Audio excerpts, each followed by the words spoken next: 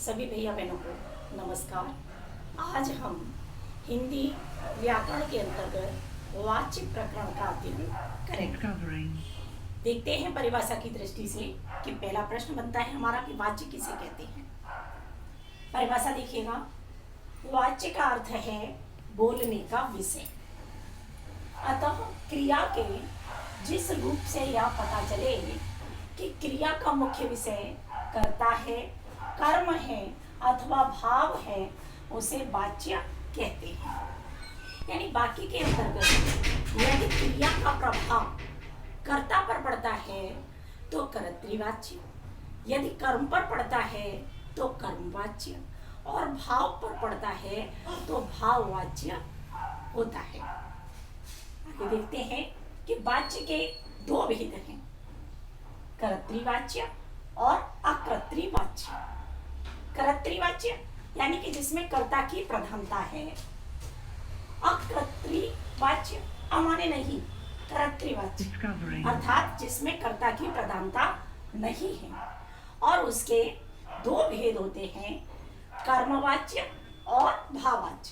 यानी अकर्तृवाच्य के दो भेद हुए, कर्मवाच्य और भाववाच्य। एक कहते हैं कि जैसे कर्तरी कर्मणि भावेच,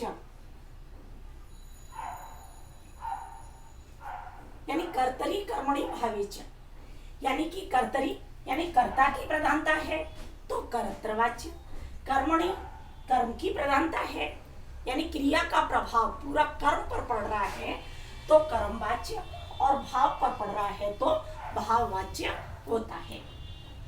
अब आगे देखते हैं कर्तृवाच्य।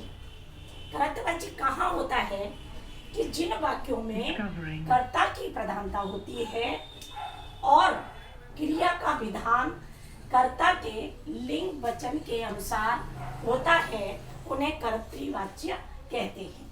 यानी कि जिन वाक्यों के अंतर्गत कर्ता की प्रधानता हो और जो क्रिया का जो रूप, विधान माने क्रिया का रूप कर्ता के लिंग वचन के अनुसार होता है, उन्हें कर्तृवाच्य।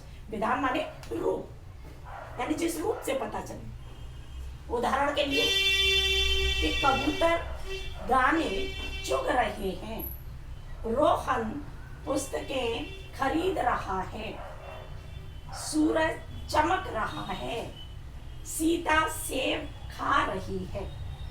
अब उपर्युक्त इनको देखेंगे, पहले नियम देख लेते हैं, उसके बाद इन उदाहरण के अनुसार उनको घटित करते हैं। इसमें क्या होता है, नंबर 1 कर्तृवाच्य में क्रिया अकर्मक और सकर्मक दोनों प्रकार की होती है। कर्तृवाच्य में क्या होता है कि क्रिया अकर्मक भी हो सकती है और क्रिया सकर्मक भी हो सकती है।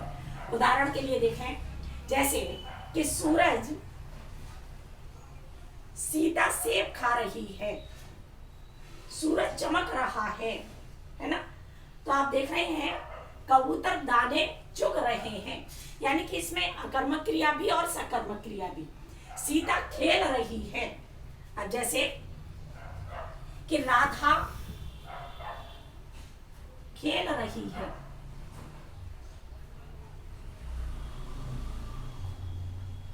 आप देख रहे हैं कि राधा खेल रही है, तो क्या है इसमें क्रिया कौन सी है, हमारी अकर्मक क्रिया है।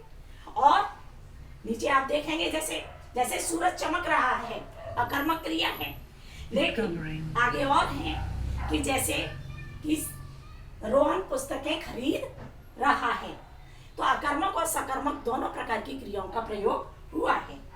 ऐसे ही क्रिया के वचन के अनुसार होती है। क्रिया भी कैसे होती है कि वचन के अनुसार होती है। यदि हमारा कर्ता एक वचन का है तो क्रिया भी एक वचन की होगी, और यदि कर्ता बहुवचन का है तो क्रिया भी बहुवचन की होगी। उदाहरण के लिए देखेंगे आप कि जैसे सूरज चमक रहा है, अब सूरज एक वचन है इसलिए क्रिया भी हमारी एक वचन की हुई कि सूरज चमक रहा है। ऊपर के कबूतर दाने चुग रहे हैं, अब कबूतर बहुत से हैं, कबूतर बहुवचन में है तो क्रिया भी हमारी बहुवचन की हुई। आगे अगला देखेंगे उदाहरण कि क्रिया का प्रयोग कर्ता के लिंग के अनुसार होता है। यानी कि जो क्रिया का प्रयोग है वह कर्ता के लिंग के अनुसार होगा।